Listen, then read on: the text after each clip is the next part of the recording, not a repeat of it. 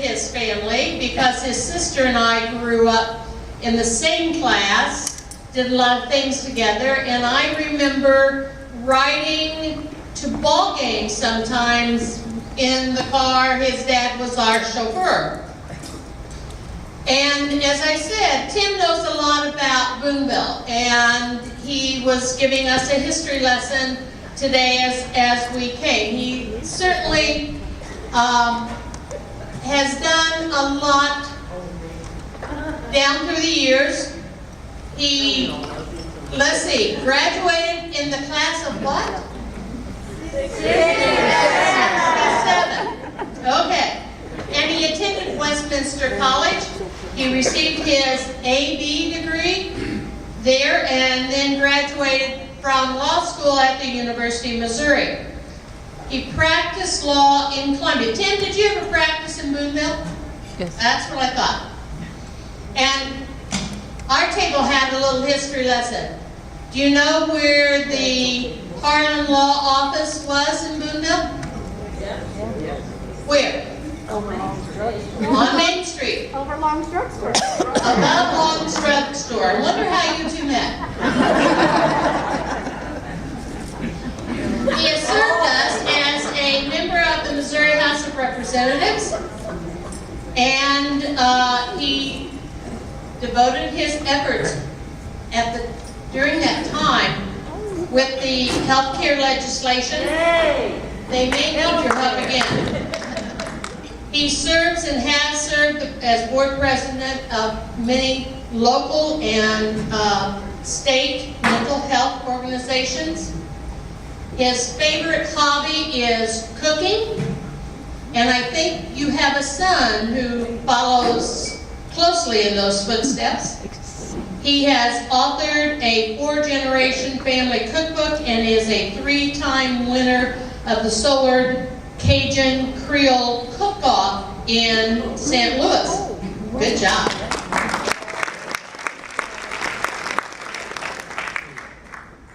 Tim met Linda Long at Long's Drugstore, probably. She is a graduate of the class of 66, and they have been married for 47 years with having 2 sons and grandchildren? A granddaughter, at least. Tim, I appreciate your giving of your time and welcome you forward to let us hear what you have to say.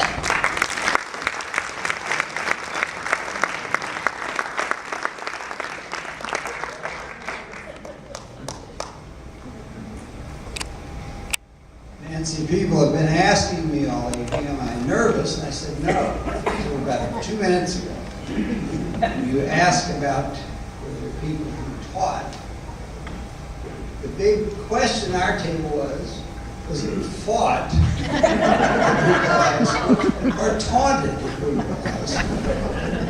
Both of which they apparently, not me as not Robert Terrell, so it was women at our table.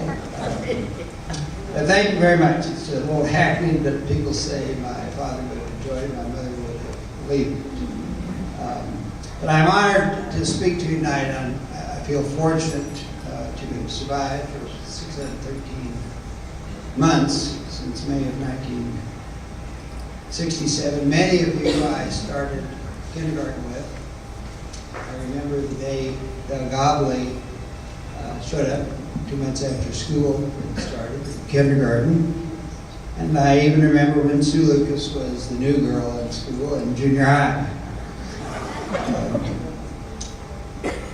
So you can see why I might be a little nervous doing this, because I'm speaking in front of people who have known me since I was 5 or 10 or even worse, 15. And as I thought about what to talk about, I thought, well, you can tell stories. That's always something. Give practical advice or esoteric advice. So we're going to talk about a lot of things in a few minutes. And when I have given various talks on legal issues, it's clear that when you rotate speakers about every 5 or 10 minutes, people are much more interested. And since I don't see any help up here, we're going to rotate topics about every 45 seconds. But one story that I have to start with was in the 7th grade. In addition to studying hard, we spent an awful lot of time putting plastic rulers under our thigh and then you flip them. It makes this bong. And if you're very good at it, you can do that. Put it away before the teacher knows who did it. And it must have just driven them mad. The professional in the 7th grade was one Edward Tristan Humphreys II. He's here tonight and you can congratulate him.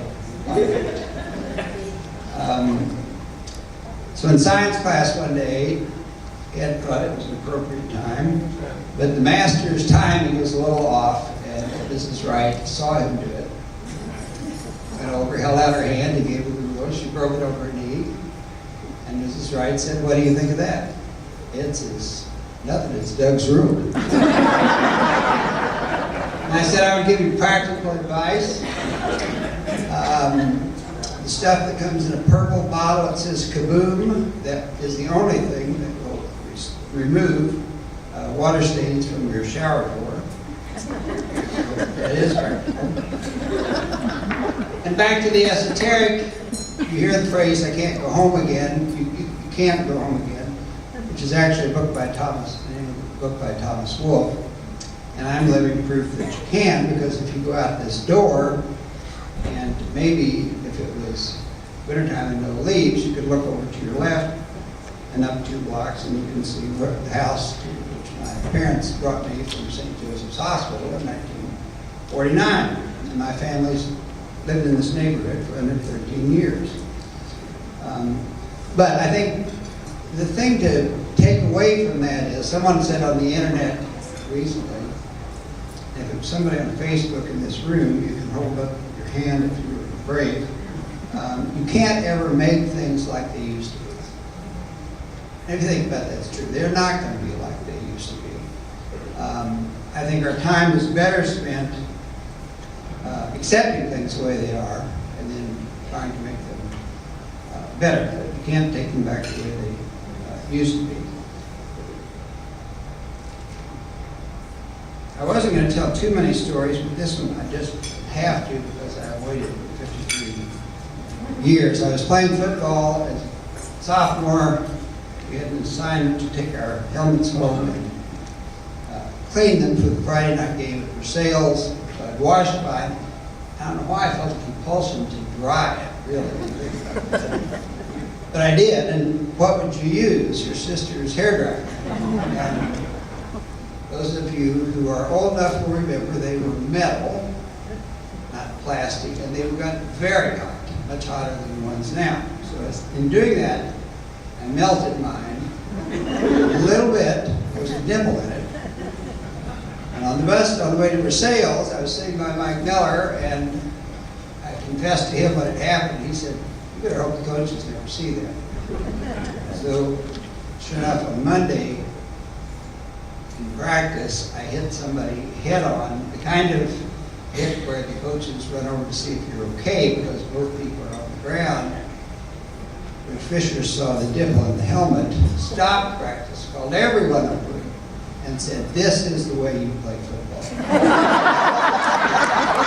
You hit somebody hard enough against the helmet.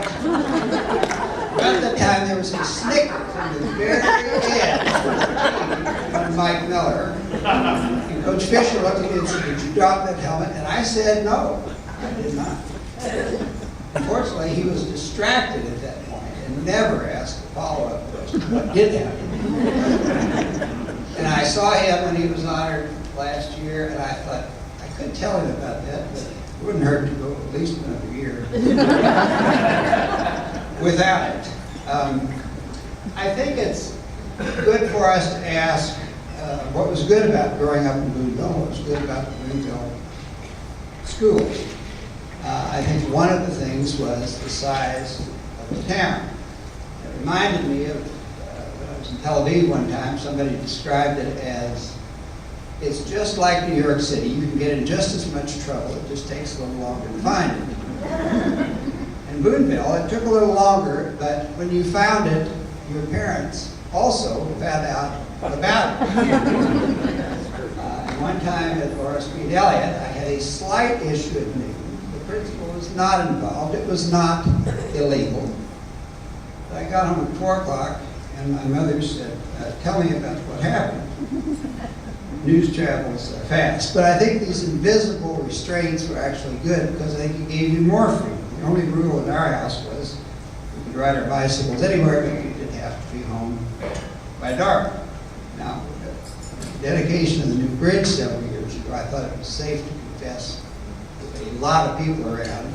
She was in the audience that she didn't realize that sometimes my riding the bike meant that I was not even in Cook County. I was across the river in Howard County, buying fireworks, shooting them off under the bridge, throwing them at each other. And I'm not even going to name the person who thought of this and enticed me into doing this, but as I look back 55 years later, I don't think it hurt that much. But the Boonville schools were and are good. I think because of something a college classmate said one time to me, them as teachers, they're the important things. Without them, it isn't worth anything.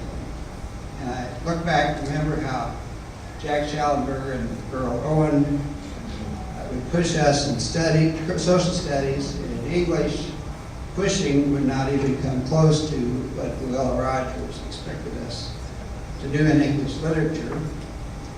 And I would note that Linda and I see her every year or two in New Orleans, and she sends her best. We saw her in March. And August McGuire, what in the world can you say about Uncas, a man that could imitate dozens of bird calls, and all the days that he did that every year, everybody on the third floor heard the bird calls, I'm told, whose kitchen sink drained into a bucket. I just heard last night that as his wife would leave to go teach in Iowa, he would put newspaper on all the floors in the house. So when she came home just before that, he could take up all the newspapers clean, and he would bring roadkill to school for us to dissect. And I would encourage you, whether you live in Boonville or somewhere else, to support your local schools. These are the people that we entrust our kids to 5 days a week. They should be the treasure of the community. And instead, we do our very best to pay them as little as possible. I remember reading one time that within 5 years, 3 out of 5 teachers quit teaching because of the pay.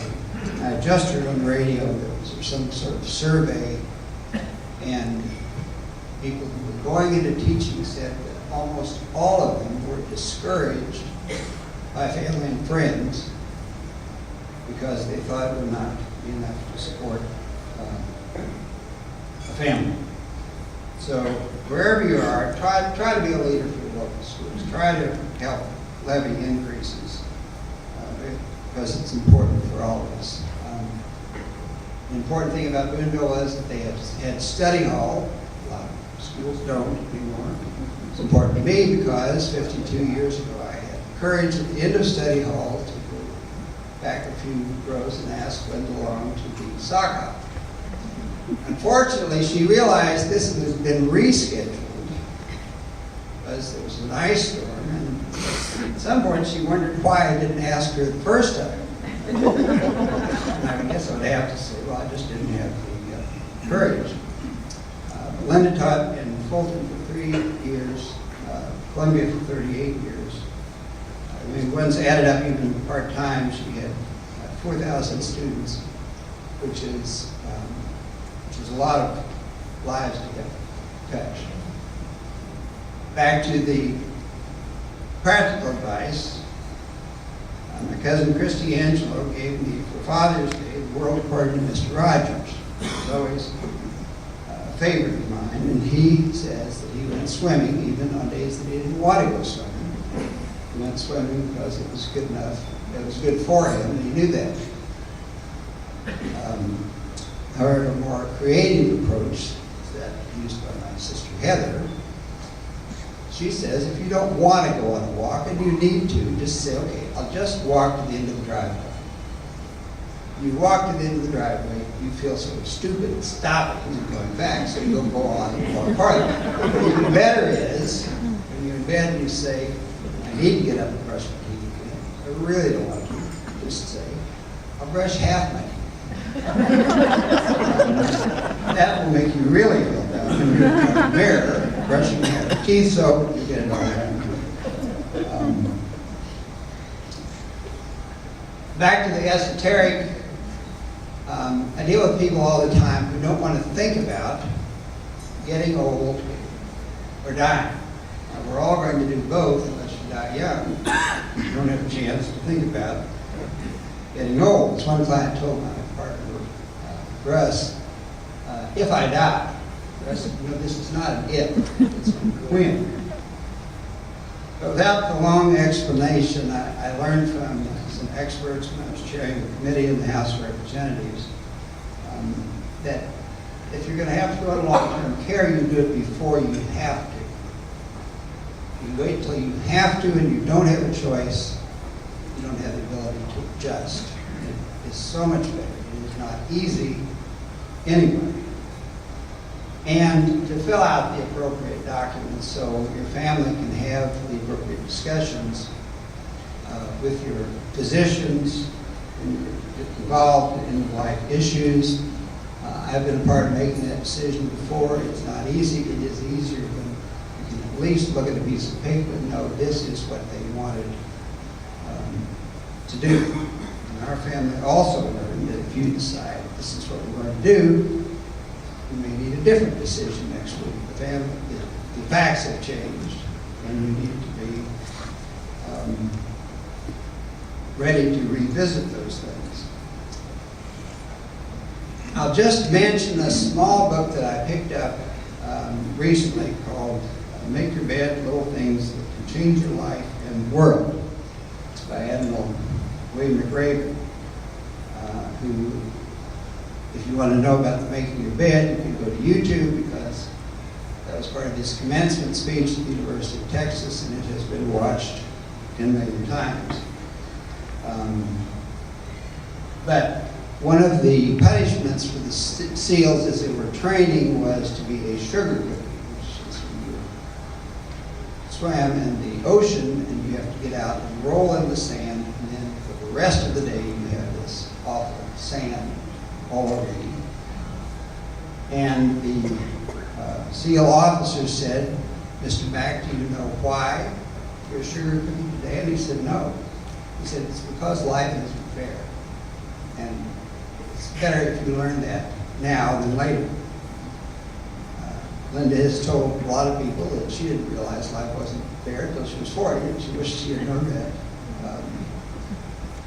a little sooner. The other thing that I was interested in mentioning was seeing somebody in the hall in civilian clothes and thinking to himself, he's small, he's thin, I'm in a lot better shape than he is. I have a much better chance to be a SEAL. And in a little while, he is introduced to this man who was the last Medal of Honor winner in Vietnam. There was a SEAL going behind enemy lines 2 nights in a row to rescue airmen, who was part of the first FBI hostage rescue team.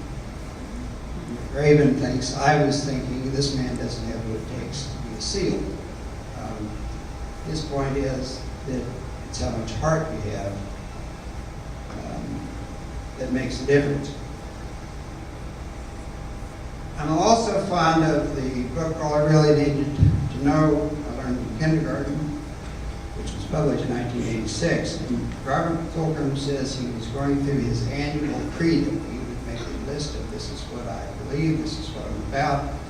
And finally one day he thought, you know, really it's what we learned in kindergarten. I'll just mention a few of the things that he talks about. share everything, play fair, clean up your own mess, say you're sorry when you hurt somebody. When you go out into the world, watch for traffic, hold hands, and stick together. I think a corollary for families is the things that young children do that irritate us the most, continually asking questions, as our son did. Why do I have to do this? And then pointing out that our reasoning is not very good at all. Taking too many risks, those are the things that make them good adults. And we need to cut them some slack on those irritating things. And relearning that with a 2.5-year-old granddaughter who has figured out when she does not want to listen to advice from her grandfather, she says with her hands like this, "Stop the music, stop the music, stop the music." So I think that makes her a strong adult. Recently, I ran across something that I had written down that our son Reed had said. I don't know how old he was. He's almost 40 now. But apparently, I had said to Reed, I asked myself, what was I thinking? And his pretty quick response was, "Dad, if I were you, I would ask myself that question a lot more." And maybe we all need to ask that. But I want to leave you with this. A few minutes ago, a former employee came in, hoping that she could watch me. And I remember 30 years ago, as my dad was in the hospital on Christmas Day, and we knew that he was going to die that day. And at lunch, everybody else had left, but I sat in the room with him by myself. And I heard somebody say, "Tim." And it was a former employee that had not worked for us for 10 years, who had left her family on Christmas Day to come and say goodbye to him. Which reminded me of the last side of the last Beatles song, the end, in which Paul McCartney said,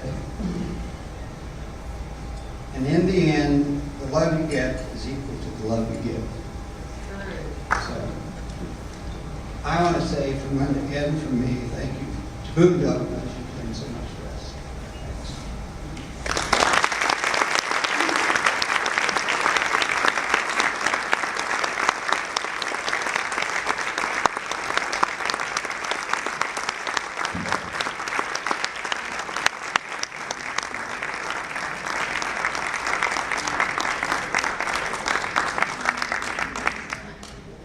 And to show our appreciation for giving you this, it probably is something that you might have put your football helmet on. It would have caused a dent, but it was made for you with love by a person who grew up in Boonville and went to Boonville High School, went to Boonville schools. So thank you.